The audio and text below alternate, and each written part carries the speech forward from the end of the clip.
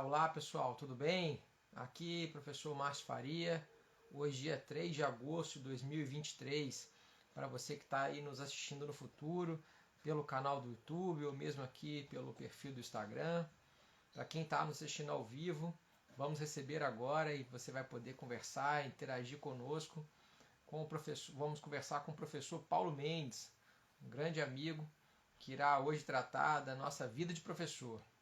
Nesse nosso projeto que já alcança hoje o 44º episódio, isso mesmo pessoal, 44 episódios, que eu cada vez mais tenho a honra de conduzir e também de colher as histórias de gente de todos os lugares do Brasil. E hoje não vai ser diferente, tenho certeza de que nós vamos ter histórias muito legais com o nosso caríssimo Paulo, que já está por aqui. Eu vou fazer o convite para ele poder entrar e a gente poder então começar a nossa live. Para você que está chegando agora, para você que está passando agora pelo canal, aproveite para poder assistir aos outros vídeos. Tem muita gente boa que já falou comigo. Tenho certeza que você vai gostar bastante. Vamos lá então, vamos ver se vai dar certo. E aí, deixa eu ver quem já entrou. Eu vi que a Luana está por aí. Obrigado, querida. Salve, meu caro. Grande, Márcio, tudo bem? Tudo bem? Que coisa boa estar aqui contigo. Maravilha. Tá tudo bem? Tudo ótimo. Agora, melhor, né? Participando desse quadro tão interessante que você criou aí, né? Para mim foi uma grande honra receber seu convite, meu amigo. Que isso, cara. A honra é minha de ter aqui você comigo. E fiquei muito feliz quando você aceitou e a gente conseguiu agendar. Tenho certeza que o pessoal também vai gostar tanto quanto eu da sua participação aqui. Bom, meu cara, só para a gente ter um mínimo mesmo de formalidade na live, eu queria então, primeiro, mais uma vez, te agradecer por você ter aceitado o meu convite. Eu sei da sua enorme agenda, a quantidade de coisas que você faz, seja como professor, seja como advogado público, a gente vai falar sobre isso daqui a pouco, seja como autor, escritor, palestrante, enfim, tudo mais. E também, claro, quero convidar todo mundo que tiver alguma pergunta, alguma dúvida, alguma coisa que quiser, que mande mensagem aí no chat, que na medida do possível a gente vai tentar responder. Bom, meu caro Paulo, hoje aqui, nesse nosso 44º episódio, né, já temos 43 lives gravadas lá no canal do YouTube. Esse projeto começou no auge da pandemia e que, eu confesso, cheguei a pensar em parar, mas todo mundo me pede e cada vez então eu vou continuando. Eu hoje quero começar aqui passando a bola para você, não só reforçando meu agradecimento, mas também pedindo para que você conte um pouco para nós como é que começou a sua vida de professor. Conta para a gente aí, brevemente, a sua carreira, como é que foi a ideia, como é que a mosquinha da docência te picou. Conta para a gente um pouco aí. Mais uma vez, obrigado, meu caro. Vamos lá. Quero mais uma vez agradecer. Eu sei que já passaram aqui por esse seu projeto, né? Grandes processualistas, né, do país. Não sei se só processualista, Márcio, outros professores também de outras... Eu abri algumas exceções para alguns professores do meu coração. Teve um professor de penal que também esteve por aqui com a gente. Mas, no geral, vamos dizer assim, 90% são professores de processo. Que legal, que legal. E poxa, isso que você está fazendo é algo inédito, né? E você está criando um banco de dados muito legal de uma geração, né, de processualistas e que vai ficar guardado, né, para a posteridade. Então, vai ser muito legal daqui a, né, muitos anos a gente olhar para trás, né, e ter um retrato do que é o processo civil hoje no Brasil, né? Muito bacana. Eu fico muito feliz de participar dessa sua iniciativa, te agradeço muito. E vamos lá, né? Vamos lá. Vida de professor não é fácil, né, Márcio? É muito prazerosa. A gente tem muitas recompensas, mas não é fácil. Eu gosto muito de uma imagem que eu já vi. Faz tempo que eu não consigo essa figura. Até postei uma vez, acho que foi talvez no Facebook, há muito tempo, de um prédio à noite, todo apagado e apenas uma janela acesa. E aí a legenda ali tem um professor. E a gente sabe, Genial, é isso a mesmo. gente sabe exatamente que é assim mesmo, né? Quantas noites, né? Todo mundo dormindo e a gente está lá estudando, preparando aula. Realmente não é fácil conciliar tantas coisas, né? Quando a gente tem uma vida profissional também ao lado da vida acadêmica, né? Mas como é que tudo começou para mim, né? Estava na faculdade e eu sempre gostei de falar em público, né? Sempre gostei muito de fazer apresentações. E aí comecei uma atividade de monitor, de um professor que marcou muito minha vida, o professor Marcelo Zarif. Depois a gente pode até voltar a ele. E eu comecei a ser monitor do Marcelo Zarif, quando antes de mim era monitor o Antônio Adonias. Olha que bacana. Aqui é um processualista bastante conhecido, né? Hoje desembargador do Tribunal de Justiça da Bahia, mas naquela época um jovem advogado, né, que estava começando sua carreira. Ele era monitor do Marcelo Zarif e isso sempre me encantou, né? A ideia de... Eu já gostava muito do processo civil, aí comecei a estudar o processo civil e a gente começa a ter vontade, né, de dialogar e dar aula. E aí eu comecei a gostar da atividade docente já na faculdade. Mas a gente sabe que quando a gente se forma, a gente não tem quase nada no currículo, né? No máximo, alguns artigos publicados, mas algo ainda muito incipiente. Então eu saí da faculdade e eu queria muito dar aula em graduação. A gente não tinha essa quantidade de pós-graduação que a gente tem hoje em dia. E eu comecei a distribuir meu currículo. Mas, obviamente, nenhuma faculdade, né, me contratou como professor, né? E, né, muito novo, sem experiência alguma, com currículo vazio. Aí eu tive a sorte, Márcio, de sair um edital de um concurso para professor substituto da UFBA, Universidade Federal da Bahia. Cara, aquela era a oportunidade da minha vida. Eu me lembro muito bem na preparação. Assim, eu parei a vida para me preparar para aquela Para seleção. essa prova. E era para uma disciplina de prática civil. E aí eram 10 pontos, né? Que a gente ia ser sorteado um dos 10 pontos, eu tinha que Sim. fazer a apresentação lá. E aí, para cada ponto do edital, eu preparei uma petição inicial, uma contestação, uma réplica. Ou seja, eu fiz um pacotezinho para cada ponto do edital. E aí levei, né? E aí eu não tenho dúvidas que eu era o candidato mais preparado para a seleção. Talvez não fosse o melhor, mas o mais preparado. Mas, E aí cheguei lá com o meu pacotinho, aí sortearam um ponto. E aí, na hora de sortear o ponto, eu tirei lá o respectivo. você se lembra qual foi? Não me lembro, mas não me lembro qual foi. Mas me lembro de uma pergunta que me fizeram, que foi uma situação bastante curiosa. Aí eu tirei lá, distribuí as petições iniciais para os professores e comecei a dar minha aula, né? Comecei a dar minha aula, tal, falando, tal, fazendo referência às petições que eu tinha distribuído, usei o quadro, tinha me preparado pra caramba. E fiquei muito satisfeito com a minha aula, né?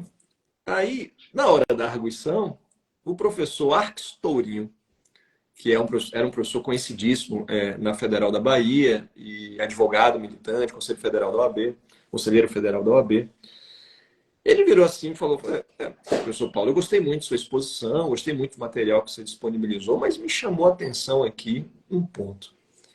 A sua petição inicial não tem pedido de condenação em honorários advocatícios. Como é que o senhor quer ser professor da Universidade Federal da Bahia e comete um erro tão crasso como esse? Cara, eu gelei na hora, né? Gelei, parei, pensei. Eu fiz professor muito bem percebido. Eu não fiz o pedido de propósito aguardando essa pergunta. Porque nós sabemos que honorários advocatícios é pedido implícito, papapá. Aí ele olhou para mim como dissesse assim, né? Pô, saiu bem dessa. Saiu bem. E aí só para fechar, eu fui aprovado no concurso para professor substituto da UFBA e comecei a dar aula como professor substituto da UFBA. Isso eu era recém-formado, Eu tinha ali meus 24 anos. E aí, hoje, por coincidência, eu encontrei... hoje está tendo uma posse do ministro no STF, e eu encontrei uma aluna minha da minha primeira turma de graduação. E hoje Olha, ela é juíza e é candidata a ser desembargadora do TRF da primeira região. Você vê como o tempo passa, né? é. E aí eu brinquei com ela. Em minha defesa, eu comecei muito cedo. E eu não sabia disso, e é legal você falar isso, porque, por coincidência, hoje, inclusive, eu vi uma postagem do Guilherme Hartmann, um colega da UERJ, que hoje é professor da Nacional, no Rio, né? E ele chamando as pessoas para poder participar de uma seleção de professor substituto. E foi exatamente assim também que eu comecei. Eu tinha 6, 8 meses de formado, também da mesma maneira, houve uma prova aqui de professor substituto. Por outro lado, eu não tinha essa ideia de ser professor como você tinha, eu queria ser advogado, mas enfim, surgiu a oportunidade, eu falei, vamos ver, eu gostava de processo civil, eu tinha sido monitor também na disciplina, e vamos ver. E aí eu não fui tão preparado como você, eu estudei mais ou menos os assuntos, claro, e tinha um ponto que eu falei, isso aqui eu não preciso estudar, que era o ponto da minha monografia, que era recursos. E aí quando sorteou, por isso que eu te perguntei do sorteio, caiu exatamente em recurso. Pronto, aí eu falei, essa prova tem que ser para mim, né? Aí eu fiquei primeiro na prova escrita e depois fui seguindo as outras fases, né? Aqui tinha fase de prova didática e fase de arguição também. Isso também com pouco tempo de formado, e eu me lembro que a gente conversou um dia, nós temos mais ou menos a mesma idade, não precisa falar aqui, pessoal, né? Mas tem mais ou menos, então acredito que deva ser por aí também, né? Eu completei semana passada 19 anos de formado, então acho que a gente está mais ou menos aí nessa mesma batida, né? Eu estou completando Bom, esse ano, Márcio, 20 anos de formado. Então, é por aí. A gente está mais ou menos na mesma geração. Meus alunos também estão espalhados, alguns estão entrando por aí, alguns atuais, outros nem tanto. O pessoal tem entrado por aí, fico feliz também. Bom, você falou de professor. Márcio, só para concluir esse capítulo, então, assim, esse foi um momento muito especial, né, da minha vida. Poxa, eu passei em primeiro lugar na seleção, só tinha uma vaga. E aí o professor Arques Torinho, aquele que fez a pergunta, né, ele me deu um abraço forte e me falou um negócio que eu nunca esqueci. Ele fez assim, olha, Paulo, você é muito novo. A gente está fazendo uma aposta em você, porque você é muito novo. Mas um dia a gente já fez uma aposta uma vez. E deu certo. E o nome dessa aposta era Fred Didier. Assim, obviamente que eu não quero me comparar ao professor Fred, mas foi algo muito marcante para mim, né? Poxa, você vê um menino, né, um guri. Você nunca vai esquecer disso. Exatamente. E eu estava ali começando a minha trajetória acadêmica. Legal. E já que você falou de Fred, eu ia falar um pouco mais para frente, mas já aproveitando, né?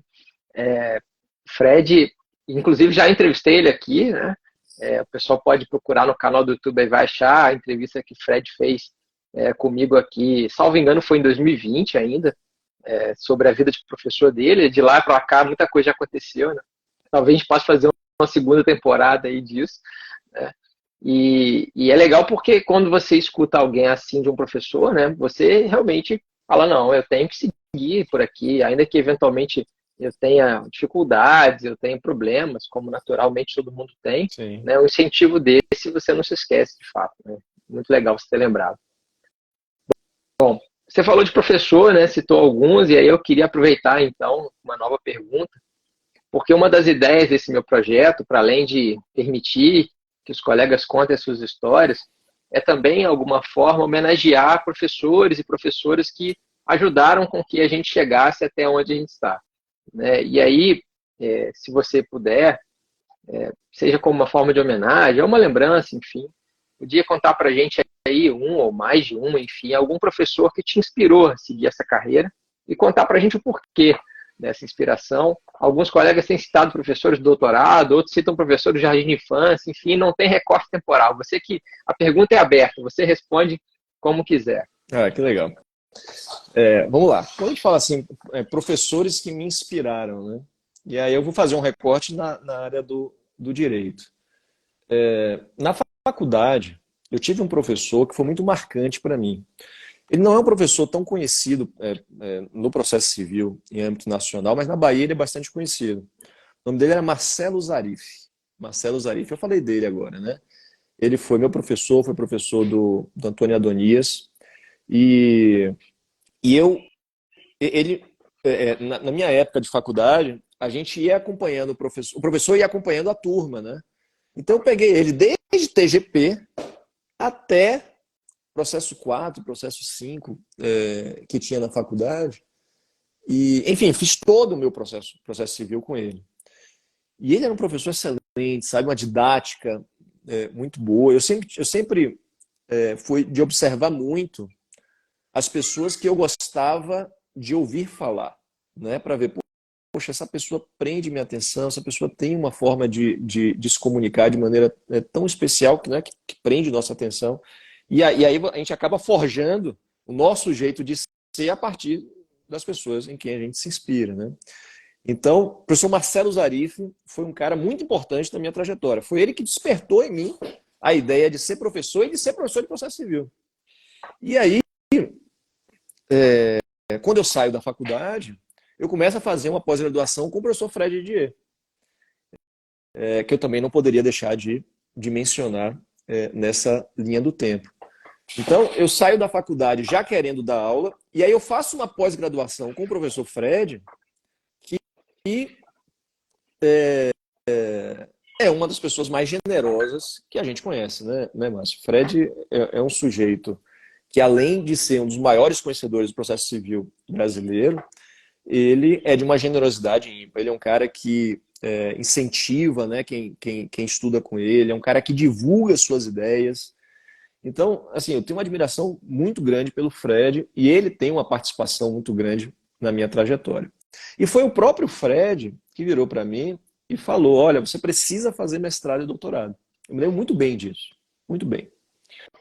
E aí, depois a gente vai falar um pouquinho mais disso, nesse meu caminhar acadêmico, eu encontrei mais 2 professores que para mim também foram fundamentais. Quando eu chego no Rio Grande do Sul, tem um grande nome do processo civil, que se chama Carlos Alberto Alvaro de Oliveira. Escreveu o célebre livro, né? Formalismo no Processo Civil. E ele foi que abriu as portas da Universidade Federal do Rio Grande do Sul para mim. E aí, de novo, essa questão da generosidade dos grandes professores, né? Chego eu em Porto Alegre, um desconhecido, né, novo, eu tinha 29 anos, né, para a gente falar em mestrado e doutorado, né? É uma idade relativamente nova, sem conhecer ninguém. E aí comecei a assistir às aulas, a mostrar interesse, mostrar serviço, né, estudar e debater, até que o professor Carlos Alberto virou para mim e falou, Paulo, você tem que entrar no PPGD, se prepara, vai ter prova e tal. E aí foi ele que pegou na minha mão, né, e abriu as portas da Universidade Federal do Rio Grande do Sul. Infelizmente, o professor Carlos Alberto acabou se aposentando mais cedo por um problema de saúde e veio a falecer em seguida. Foi quando eu conheci o professor Daniel Mitidiero. Então, e o professor Daniel Mitidiero hoje é uma das grandes referências nacionais e foi meu orientador da metade do mestrado para o final e no doutorado. Então, esses 4 professores, Márcio, são 4 professores que fizeram muita diferença na minha vida e eu me inspiro muito neles, tanto do ponto de vista do rigor acadêmico, né, do rigor como pesquisadores, como da generosidade. A gente sabe o quanto é difícil, né, Márcio, essa trajetória profissional acadêmica e quanto a gente é grato a muitas pessoas nas nossas vidas. Então, acho que a gente tem que, reconhecendo isso, tentar se comportar um pouco como eles, né, e tentar, dentro das nossas possibilidades, também abrir portas, né, criar pontes para quem está chegando. Sensacional você falar isso. E eu vou aproveitar, Paulo, um pouco fora do script, para pegar a sua fala e falar algo daqui a pouco. Mas antes queria comentar um pouco sobre os professores que você mencionou, né? Eu tive a oportunidade de ter um contato muito próximo com o Fred quando eu fiz o pós-doutorado na UFBA, né? E inclusive daqui a pouco eu vou falar mais sobre isso.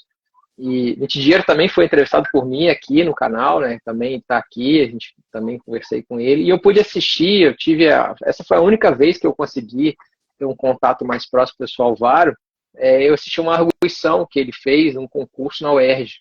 E quando eu vi que ele estava na banca, eu saí daqui de fora na madrugada, né, a gente está aqui 3 horas de distância, e fui assisti-lo, porque de fato, assim, era uma oportunidade única, né? E é claro que eu não imaginava que ele viria a falecer, infelizmente, logo depois, mas a obra dele já me impactava muito, e eu indico aos meus alunos sempre falo, e é legal você recordar isso, né? São professores que marcaram a sua história, marcaram a minha história em alguma medida, e também a história de muita gente, né? E já que a gente está falando de criar pontes, de ser generoso, e aí eu queria abrir esse parênteses aqui, porque eu não sei se você vai se lembrar, você me ajudou muito quando eu estava querendo entrar lá no pós-doc com o Fred, né? Fred me disse, ó, há uma possibilidade, mas daquele jeito de Fred, né? Existe a possibilidade, mas te vira, né? E eu completamente perdido, né? No interior das Minas Gerais, pensando o que eu vou fazer ali, né? E como é que eu vou chegar até lá? E, bom, eu fui procurar quem já tinha chegado até lá. E você estava lá, você tinha terminado, estava prestes a acabar, né? O pós-doutorado com o Fred, e havia uma única vaga. Eu falei, bom, o não eu já tenho, né? Então eu vou tentar. E aí você me ajudou muito nessa caminhada. Não só você, Vitorelli também me ajudou muito, Robson também, né? Que tiveram anteriormente. Mas eu me lembro exatamente das nossas conversas, das dicas que você me passou.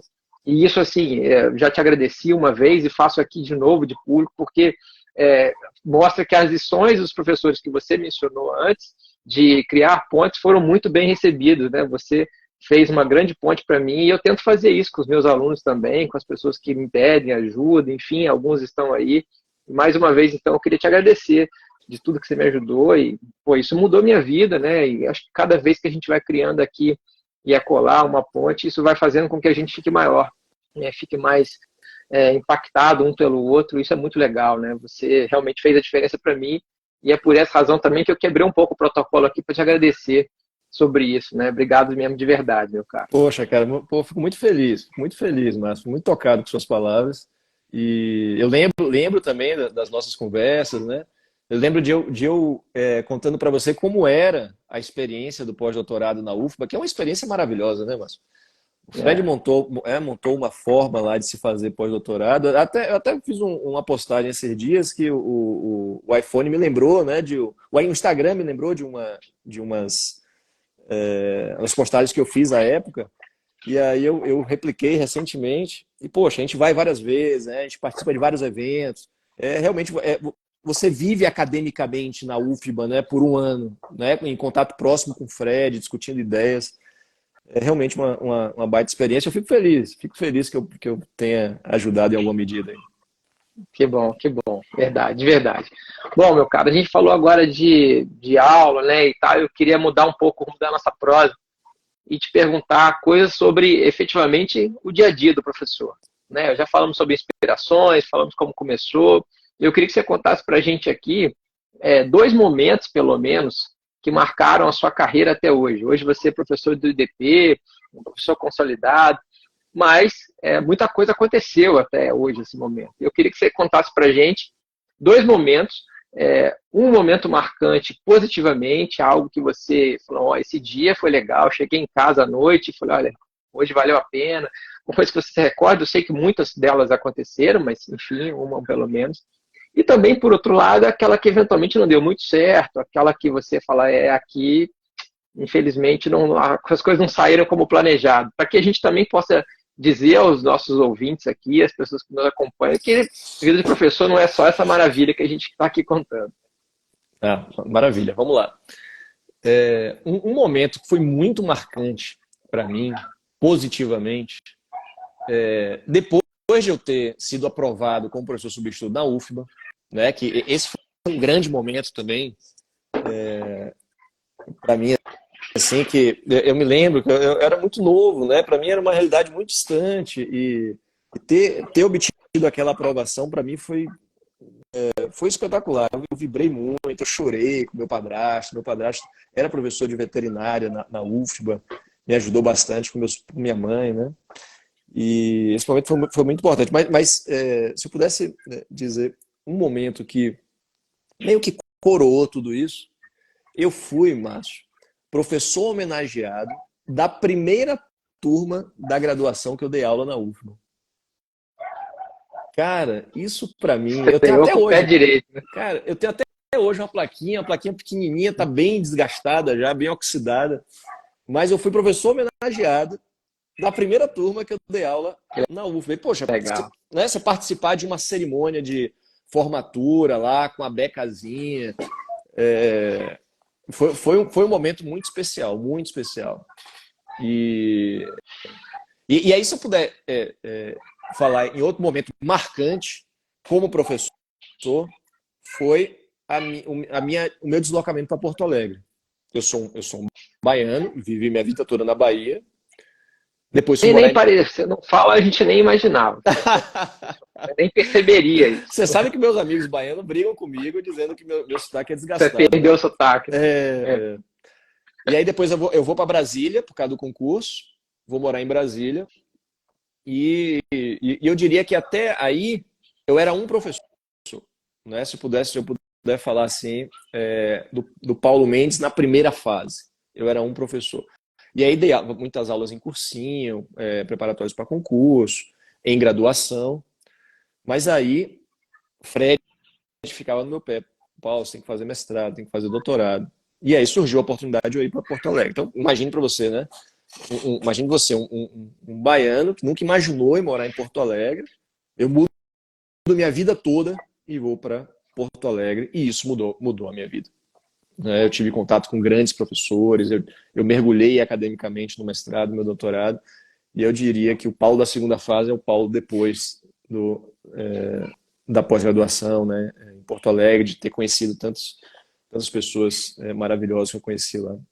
Então, são dois momentos muito marcantes na minha vida. E um momento negativo, eu tenho alegria, Márcio, de ter poucos momentos ruins na minha atividade acadêmica. Nunca tive problema com aluno, nunca. Sempre tive uma excelente relação com meus alunos. Tive uma relação muito boa com os meus professores. Mas aí, pensando nisso, eu diria que talvez um momento que me angustiou muito foi uma certa vez que eu peguei 3 turmas de graduação, mais não sei quantas turmas de pós-graduação, e dava aula pra caramba e tal. Eu cheguei em um momento que eu fiquei absolutamente esgotado. Absolutamente esgotado. E, inclusive, aí você chega a pensar se realmente é o caso, né, de dar aula, porque eu sou procurador da Fazenda também, né, e a gente acaba dedicando a nossa vida acadêmica para os períodos noturnos, principalmente, né. Cheguei a repensar a minha vida de professor. Mas não tem jeito, cara. Eu sou vocacionado, a docência é algo que é muito importante na minha vida. E aí eu diria como ponto negativo, né? E se eu puder dar um conselho, né, para os professores, muito cuidado com isso. Às vezes a gente vai muito empolgado, né? Às vezes as faculdades nos exigem isso, né? Pegar várias turmas e a gente não pode colocar o chapéu onde a mão não alcança, né? Vai com calma para sempre manter a qualidade daquilo que você faz. Porque a gente não pode esquecer da importância social da nossa atuação, né? Nós formamos pessoas, nós formamos profissionais que vão para o mercado. Então, nós temos que ser muito, muito atentos à qualidade, né, da informação que a gente está passando e dos profissionais que a gente está aprovando. Então, eu diria que foi isso, né? Tentei abraçar o mundo em um certo momento da minha vida e isso realmente foi muito prejudicial. Mas serviu como aprendizado, né? E é muito importante você dizer isso. E eu reforço porque, de fato, para a gente, talvez, o professor que está do lado de cá, pode ser mais uma aula, pode ser mais uma turma. Né? Mas para o aluno que está ali, pode ser aquela aula, pode ser aquela turma, pode ser aquele momento que vai fazer a diferença para ele. Então a gente tem que sempre tentar fazer o melhor, de fato, estar preparado para isso, né? Uma vez um colega aqui da faculdade, eu não tive a sorte de ter sido aluno dele, ele é um pouco mais velho que eu, mas por essas questões de concurso e tal, ele acabou entrando na faculdade quando eu já tinha me formado. Eu sou Flávio, da aula de processo de trabalho. Eu brinco e chamo ele de chefe, porque ele foi o meu primeiro chefe aqui, um dos primeiros chefes aqui do departamento. E ele me chama de chefe porque hoje eu sou o chefe dele. Então é engraçado que a gente só se chama assim. E ele uma vez falou uma coisa que eu nunca mais esqueci. Ele falou, olha, o professor, ele é como se fosse um ator de teatro, que ele tem que estar cada 6 meses se reinventando, porque ele só tem aquelas peças ali para fazer. E ele não pode nunca entender e achar que, porque ele já fez aquela peça inúmeras vezes, que as coisas podem continuar fazendo da mesma maneira, porque o público muda, o público cada vez se renova. Então ele tem essa preocupação da gente ter cuidado com a informação que está sendo prestada, com a aula que está sendo dada, com a preparação para ela, né? Então é muito legal você mencionar isso também, realmente. Eu fiz um cálculo há poucos dias, só no IDP, na graduação, Márcio, já passaram mais de 1.000 alunos por mim. Nossa. No IDP, veja, e aqui eu falo na minha fase de Brasília pós Porto Alegre, né? Que começou em 2016. Começou em 2016, mas eu sou professor desde 2004. Desde 2004. Então, só no IDP, mais de 1.000 alunos, imagina. Não, é engraçado que agora tirei uma semana de férias, estava em São Paulo, no meio da Paulista, aquele multidão de gente. Aí alguém virou, ô professor, eu falei, não é possível, gente. Todo lugar acha, né? Alunos estão espalhados por todos os lados. Bom, mas vamos falar um pouco de sala de aula, né? Que a nossa ideia também é ajudar novos professores, novas professoras a aprender com os mestres. Conta para nós aí, Paulo, como é que é a sua aula e como é que é a sua avaliação? Um pouquinho, se tem alguma dica especial, algo que você gostaria de compartilhar conosco nesse sentido. Tá, vamos lá. O que eu vejo muitos professores falando? Né? Muitos professores falam assim, eu não faço chamada. Quem quer assistir minha aula, assista. Quem não quer, não assista. Para começo de conversa, Márcio, eu não concordo com isso. Eu sei que isso é muito pessoal, cada professor tem o seu perfil, mas eu sou um professor que faço chamada todos os dias.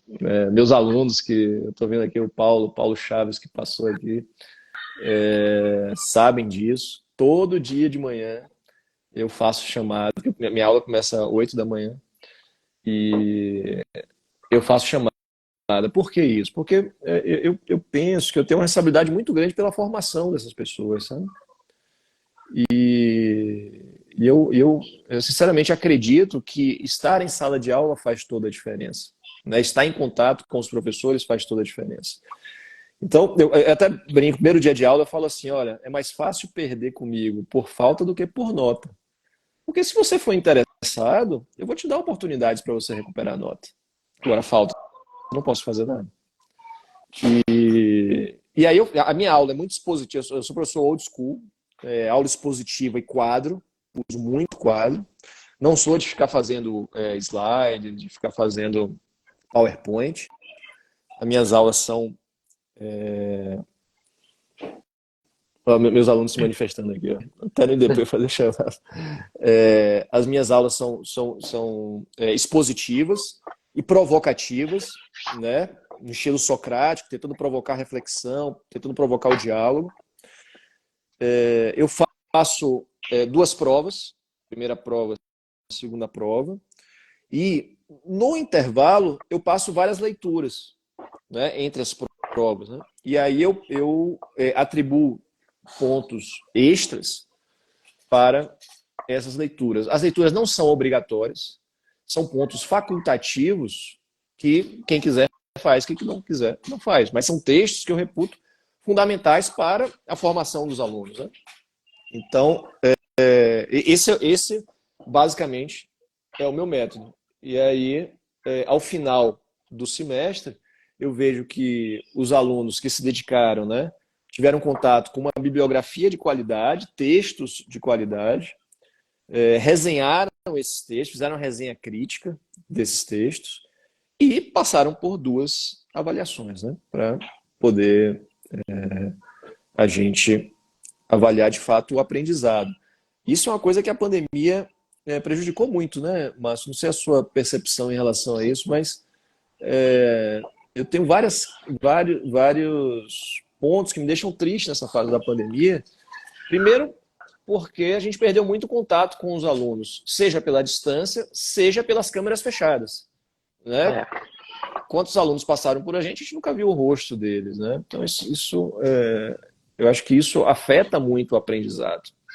O aprendizado à distância tem muitos benefícios, mas quem não sabe lidar bem com isso pode se prejudicar bastante.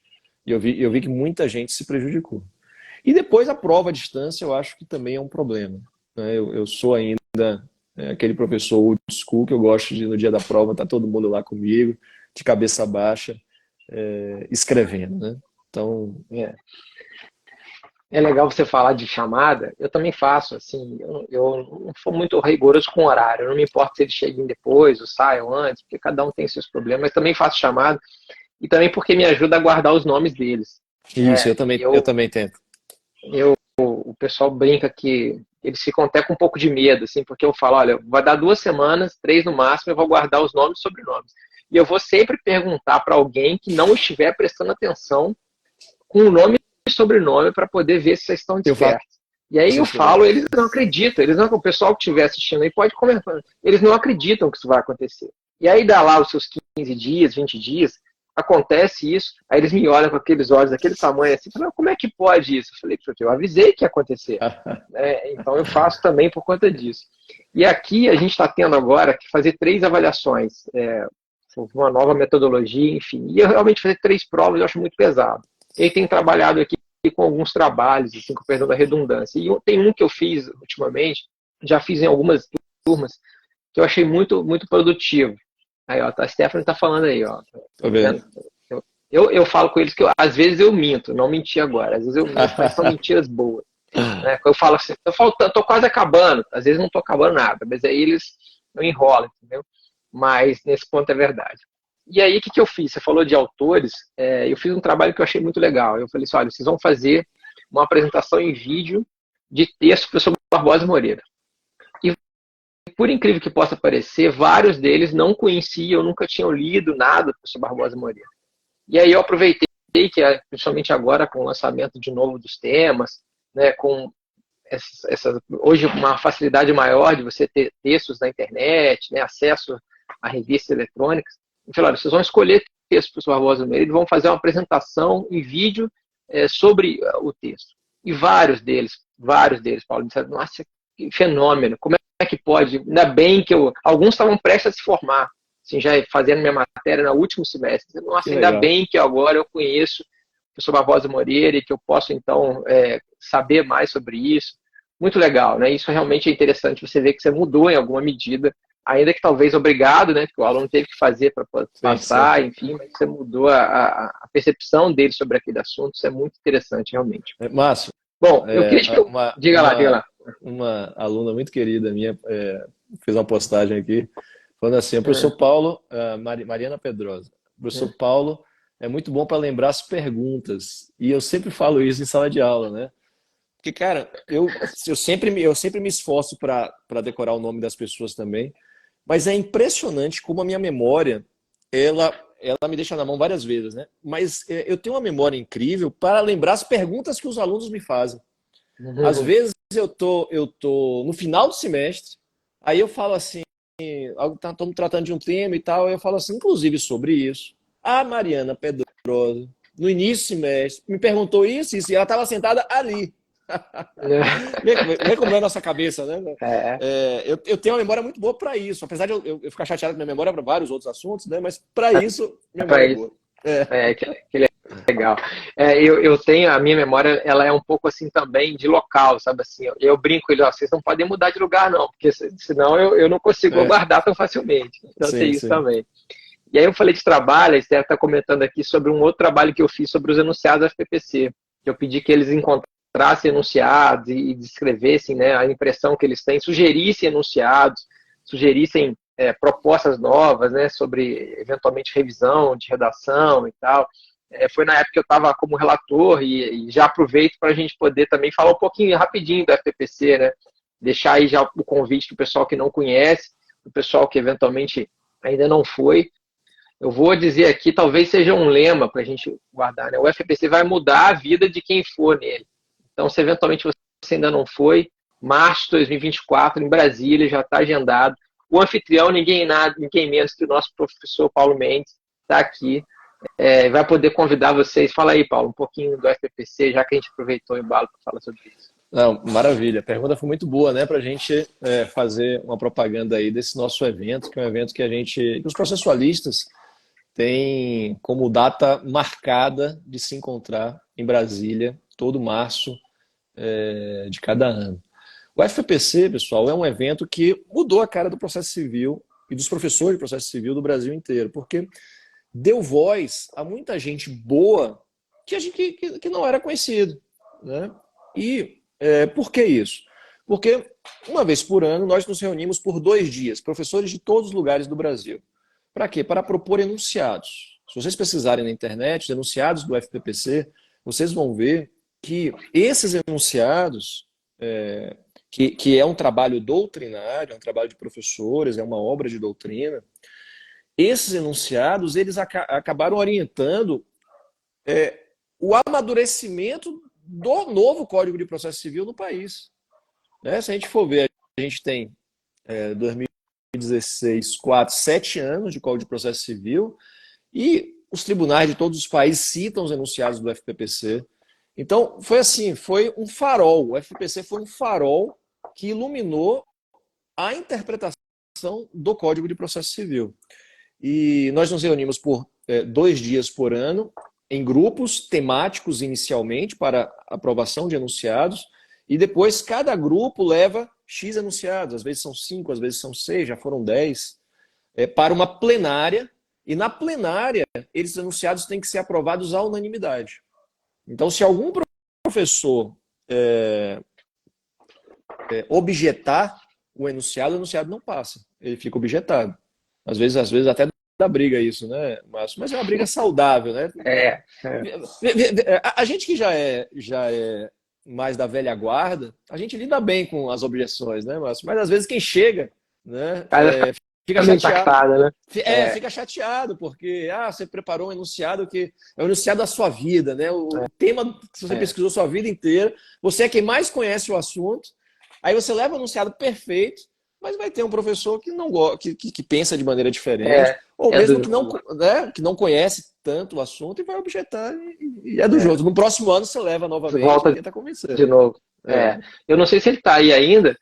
Marco Peixoto estava por aqui e nós fizemos uma dobradinha, né, esse ano de 2023. Eu fui o relator e Marco foi meu secretário, e em 2024 vai ser o contrário. Marco vai ser o relator, eu vou ser o secretário dele no grupo de execução.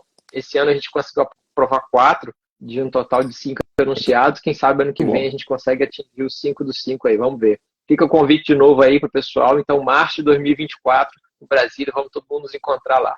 Inscrições estão abertas e boa. É bom comprar passagem com antecedência. Tem, com certeza. Bom, vamos então fechar nossos parênteses e voltar para cá, embora foi muito importante a sua colocação. Eu queria que você falasse um pouco agora sobre uma outra faceta do professor. O professor, hoje em dia, ele não só dá aulas, ele não só leciona em graduação, em pós-graduação, mas ele também é um autor, é um escritor. E você é, claramente, e de forma indubitável, um dos principais autores do hoje em dia do processo civil brasileiro. Seus textos são seminais em muitos pontos, e você escreve com não só a profundidade, mas também com uma frequência muito grande. E eu, pelo menos, tenho visto meus alunos aqui, Paulo, muitos têm muita dificuldade na hora de escrever, né, os trabalhos de final de curso, artigos, monografias. E então eu queria aproveitar essa pergunta para, primeiro, te perguntar como é que você escreve, se você pode dar alguma dica para a gente. E segundo, como você tem dado dicas para os seus alunos que encontram esse problema, a famosa síndrome da página branca, né? Como tentar superá-la? Muito bom. Leitura e escrita, a gente sabe que é muita prática, né, Márcio? Quanto mais você lê e quanto mais você escreve, mais você vai ter facilidade, né? Então, o que eu diria assim, de largada? Às vezes é muito difícil você começar a escrever, mas comece. Você não vai gostar das primeiras coisas que você escreveu, mas você depois revisa e melhora o que você escreveu. Recentemente eu estava conversando com uma aluna que estava com muita dificuldade de escrever a dissertação de mestrado. E ela já tinha lido muita coisa. E eu falei para ela, eu falei assim, olha, simplesmente comece a escrever. Você não está se achando preparada, mas a partir do momento que você começa a colocar no papel, ajuda até você a raciocinar melhor sobre o tema que você está pesquisando. Então, eu acredito que o trabalho de escrita passa por 3 fases.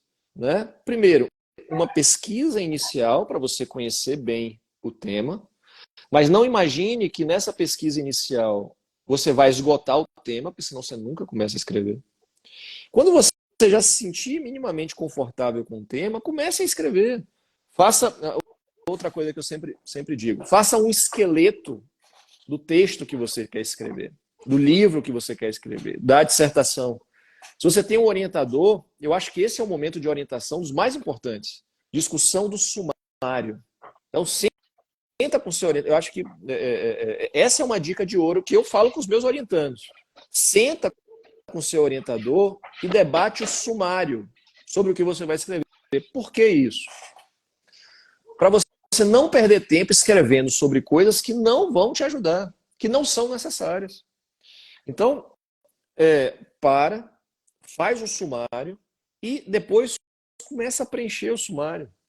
Começa a escrever, aí você vai continuar escrevendo e pesquisando. Na pesquisa, já joga dentro do tópico do sumário que você está escrevendo. Pode ser que, posteriormente, aquilo que você escreveu seja completamente, né, alterado, modificado, aperfeiçoado. Mas eu acho que essa é a principal dica que eu dou. Né? Organize o seu texto, né? Organize aquilo sobre o que você vai escrever, em tópicos, em sumários.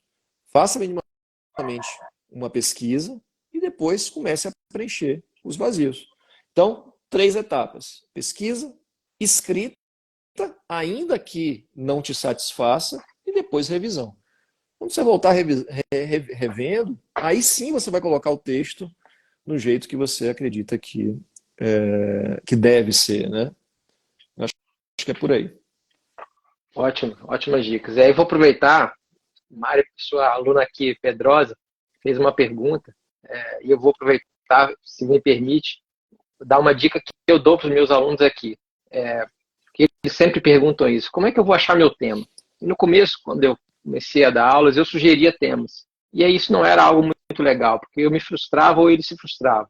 Ou eu me frustrava porque eu esperava que fosse vir algo e não vinha, ou eles se frustravam porque eles imaginavam algo diferente daquilo. Então eu parei de sugerir temas, comecei a dizer o seguinte, olha, leiam os últimos 5, 6 números da revista de processo.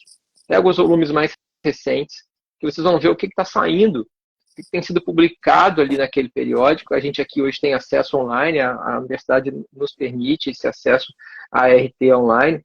Então, eles têm como ver isso. Vejam lá os temas, leiam os sumários, deem uma olhada nos artigos, vocês vão ver ali temas que estão certamente aparecendo com mais frequência. Vocês vão ver, olha, se esse tema está aparecendo nas últimas revistas, com 1, 2, 3 pessoas diferentes, é porque é um tema da moda, um tema inovador, é um tema interessante. Então, isso pode ajudar também você a encontrar. Agora, é claro, é o que você falou, é pesquisa, né? Não tem jeito, o tema não vai brotar da sua cabeça, né? Não vai cair uma maçã na sua cabeça com esse tema, né? É importante você realmente pesquisar. Agora, Márcio, deixa eu só complementar essa sua resposta. Concordo plenamente com o que você disse, eu acho que é uma excelente dica. A gente sabe que a Repro hoje, a revista de processo da RT, é o nosso principal veículo de comunicação no processo civil, né? Eu vejo que você tem várias aí atrás de você ali, né? Essas que estão aqui são as que têm textos meus. Isso, aquelas ali são as quer dizer, sempre vocês virem esses livrinhos rosas lá em cima. São as Repros, né? Você consegue ver lá. Não, dá para ver. E aí, quando você vira assim, um monte de livrinho rosa, saiba que esses livrinhos rosas são as revistas que tem texto do Márcio. Que ela manda para os autores, né? Então, essa dica é uma dica de ouro. Mas eu queria acrescentar com uma outra informação, que é a seguinte. Pessoal, às vezes, o aluno da graduação e o aluno até mesmo do mestrado querem fazer tese de doutorado. Essa não é a função de um TCC da graduação, um TCC de pós-graduação lato sensu, mesmo de uma dissertação de mestrado. Graduação e mestrado é para formar pesquisadores. Então você tem que achar um tema que te agrade, um tema interessante, mas o que a banca, o que os professores esperam de vocês quando vocês escrevem na graduação ou no mestrado? Que vocês esgotem a bibliografia sobre aquele assunto. A gente está formando pesquisadores. Então, esse é o grande objetivo. Não tentem fazer teses. Achar algo assim muito inovador que ninguém tenha escrito e você vai ser o primeiro a escrever. Essa é uma má escolha de graduação e de mestrado. Você tem que encontrar, de fato, um tema interessante, um tema que chama a atenção, mas dentro do recorte que você fizer no tema, a sua missão vai ser ler tudo o que foi escrito sobre aquele tema e colocar isso na sua pesquisa, mostrar as posições, colocar isso na sua pesquisa e ao final você pode fazer uma análise crítica, você pode se mostrar, dar a sua opinião, mas tenham isso presente. O momento de você inovar na doutrina brasileira, apesar de a gente achar, né, Márcio, que nós vamos ter ideias brilhantes na graduação e no mestrado, que a gente vai... Né? Inventar a roda. Vai inventar a roda e vamos ser lembrados disso no resto da vida. Isso geralmente não acontece e não é essa a função dessas etapas. Vejam como faz sentido. Graduação, mestrado, nós estamos formando um pesquisador. Quando você tiver você souber fazer pesquisa e souber escrever bem, você está preparado para ir para o doutorado. Sim. Aí, no doutorado, a expectativa que se tem é que você proponha algo novo. Até pelo tempo, né? Você tem um tempo muito curto para tentar fazer algo que você dificilmente vai conseguir.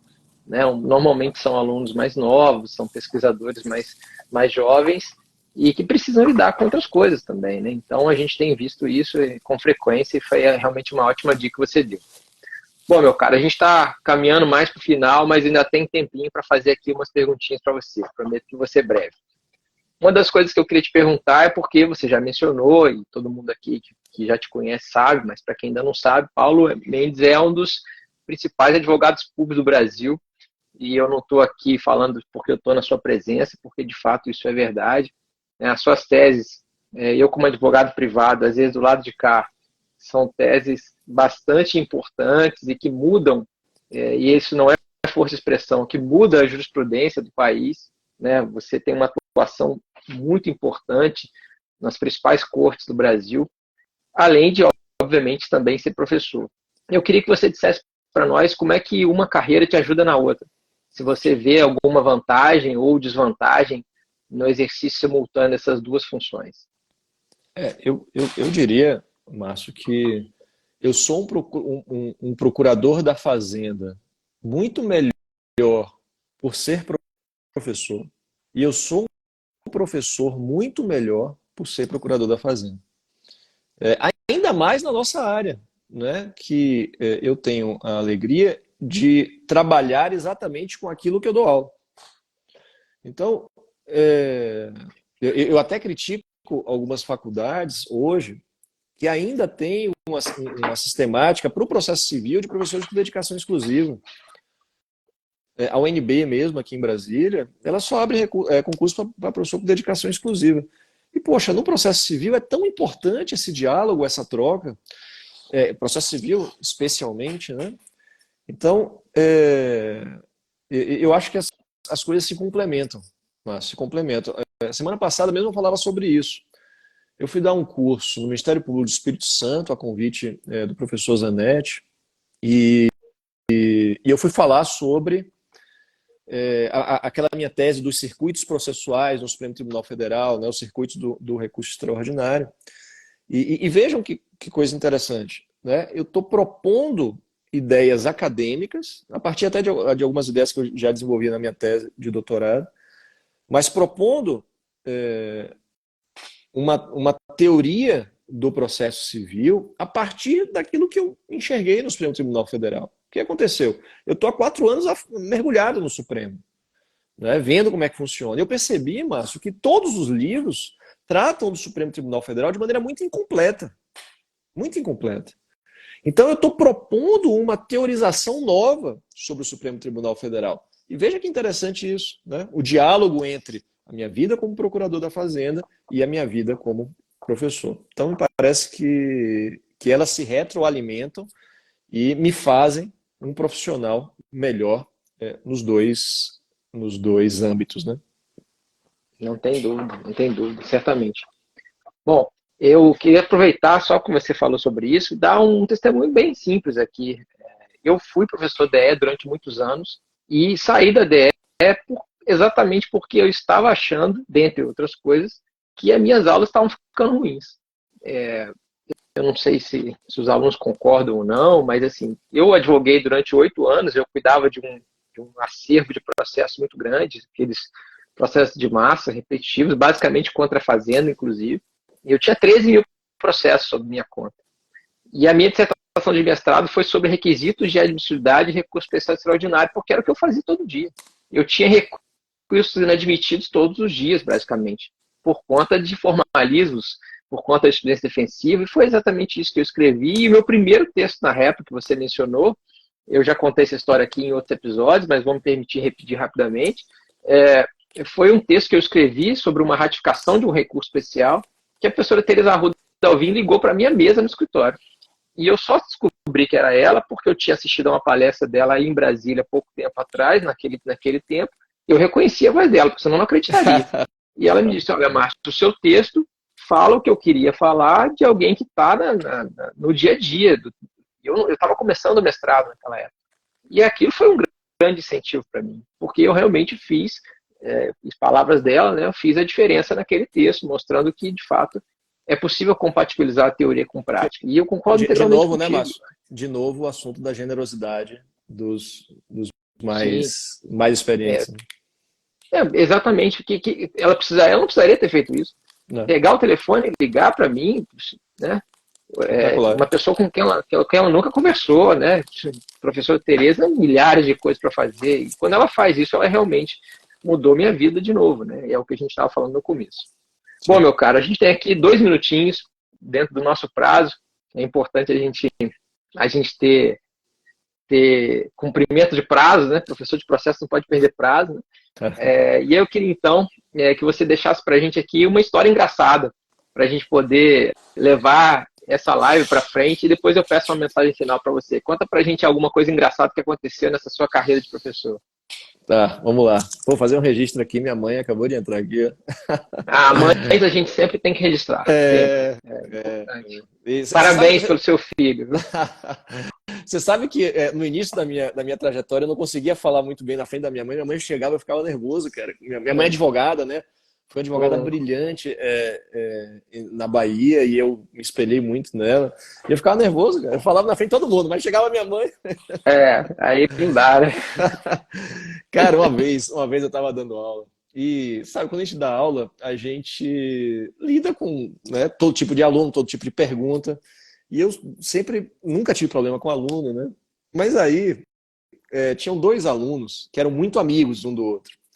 E aí um sentou na frente e o outro sentou atrás. Aí esse aluno que sentou na frente, ele estava meio desligado na aula, e aí de repente ele faz uma pergunta sem pé nem cabeça. Né? Mas não é porque era uma pergunta ruim, mas era uma pergunta que não tinha nada a ver com a aula que eu estava dando.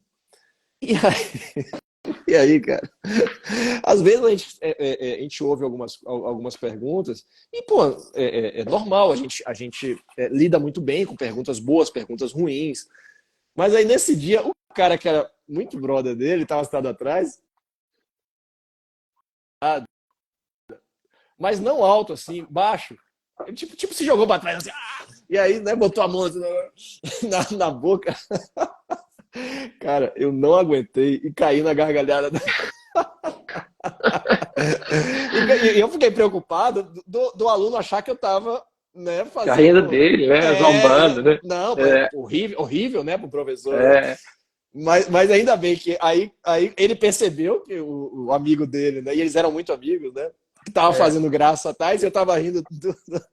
E aí todo mundo caiu na risada e tal, mas foi uma situação... diferente que eu já vivi, mas imagine isso, cara, você dando aula, aí um aluno cai na gargalhada na pergunta do outro, Você nunca vai dar risada, né? Mas nesse dia, cara, eu caí na garganta, mas Não deu teve tudo jeito. certo. Inclusive, tenho uma dica para uma situação como essa. Já aconteceu comigo, não exatamente assim, mas de querer rir muito. Uhum. Eu viro pro quadro. Eu viro pro quadro e rio olhando pro quadro, até passar à vontade, depois eu volto. Senão o aluno vai achar que eu tô rindo dele, realmente. Se alguém perceber que eu tô de costas, é porque eu tô rindo. Então, é uma dica boa aí pra você. E não era que a pergunta era idiota, não era Sim, isso. claro. É porque o cara Era veio da situação, né? o cara veio com uma pergunta que simplesmente não tinha nada a ver com a aula. E aí o amigo dele foi. Aproveitou o embalo, né? É. Genial. Bom, meu caro, agora sim, para a gente terminar, como eu disse anteriormente, para quem chegou depois, a nossa ideia aqui também é incentivar novos profissionais, incentivar novos professores, novas professoras a seguir a nossa carreira, a carreira de professor. E eu queria, se você pudesse, então, deixar uma mensagem final para quem está pensando em ser professor, ou para quem já é professor, eventualmente está meio desanimado, né, a carreira talvez não esteja decolando como imaginava, enfim, deixa uma mensagem final aí para esse pessoal, por favor. Eu diria que, de fato, a vida de professor não é uma vida fácil, né? Você requer muita inteligência emocional, que você lida com, né, os mais diversos tipos de pessoas. Você tem que ter compromisso, porque você está formando profissionais. Então, assim, é algo que realmente requer uma vocação, na minha percepção. Mas se você se sente vocacionado, se é algo que realmente te dá prazer ir para a sala de aula, dialogar e conversar com outras pessoas, leve isso adiante. Porque é uma profissão muito bonita. Mas é uma profissão longeva. Eu penso muito nisso, Márcio. Longeva. Vai chegar um momento em que a gente vai estar bem mais experiente, né? Bem velhinhos, e a gente vai estar sempre em contato com ideias diferentes, com pessoas diferentes, com a juventude, né, principalmente. E isso faz a gente se sentir melhor, né? Isso faz a gente nos tornar seres humanos melhores. Hoje eu tenho muita facilidade de lidar com opiniões divergentes por ser professor. Porque você está constantemente em sala de aula, né, lidando com pessoas que pensam diferente de você, que vão discordar de você. E é do jogo, e você começa a lidar bem com isso, né? Então, acho que a mensagem é essa. Se você se sente vocacionado para essa profissão, porque eu acredito muito nessa questão de vocação, sabe, mas eu acho que as pessoas não devem. Isso vale para qualquer área da vida, né? É muito bom ser professor, é muito bonito ser professor, mas se você não é vocacionado para isso, né, procure o seu caminho. Eu tenho amigos de mestrado e doutorados brilhantes que optaram por não dar aula, simplesmente que não é a deles, entendeu? Preferem escrever, publicar. Mas se você se sente vocacionado, vá adiante, porque é algo muito gratificante e é algo que traz muitos resultados, né? Além de que, se a gente for pensar, isso te coloca em outro patamar, na minha percepção, como profissional do direito, né? Ser professor é você estar sempre tendo que estudar. Então, o fato de você estar sempre tendo que estudar e tendo que se atualizar, sem dúvida alguma, vai te fazer um profissional melhor, né? Exatamente, meu caro. Eu concordo integralmente com o relator, se a gente estivesse aqui na turma de jogador. Bom, meu caro, aqui para cumprir nosso prazo, prometo que, como havia prometido, né, a gente tinha combinado, e combinado nunca é caro. E eu queria, nesse final, te agradecer mais uma vez. Foi sensacional, aproveitei muito, nem vi a hora passar. Foi muito legal, espero que o pessoal tenha aproveitado também. Quem não conseguiu acompanhar tudo, esse vídeo vai ficar aqui gravado, tanto no Instagram quanto no canal do YouTube. Depois eu mando para você também, se quiser divulgar. Mais uma vez, muito obrigado. Sabe que fiquei muito feliz com a sua participação. Espero que você também tenha gostado e estou à disposição para que você quiser também. A palavra final é sua e aproveito para dar uma boa noite para todo mundo que nos assistiu também. Valeu, meu caro. Eu que te agradeço a oportunidade. Como eu já te disse, eu sou entusiasta dessa sua iniciativa. Eu acho que é algo muito bacana, né? Esse banco de informações que você está está montando. Poxa, para mim foi uma grande oportunidade tentar falar um pouco, deixar um pouco a minha história aí, né, para a posteridade. Certamente lá na frente, Márcio, a gente vai se encontrar com muito mais idade e aí vamos ver junto, né, esse vídeo para a gente conversar com o nosso passado e ver como as coisas Combinado. aconteceram. Valeu demais. Obrigado, meu caro. Foi ótimo. Um abraço forte. Boa noite para você e para todo mundo aí, pessoal. Tchau, Valeu, cara. tchau. Abração.